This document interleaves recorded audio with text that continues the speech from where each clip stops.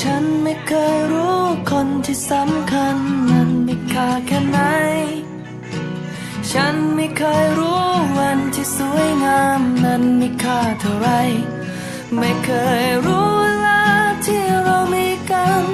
นั้นดีเท่าไรไม่เคยรู้ว่าความคิดถึงมันทรมานแค่ไหนไม่เคยไม่เคยไม่เคย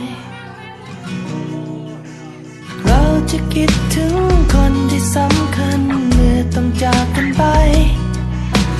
เราจะคิดถึงวันที่สวยงามเมื่อเวลาผ่าน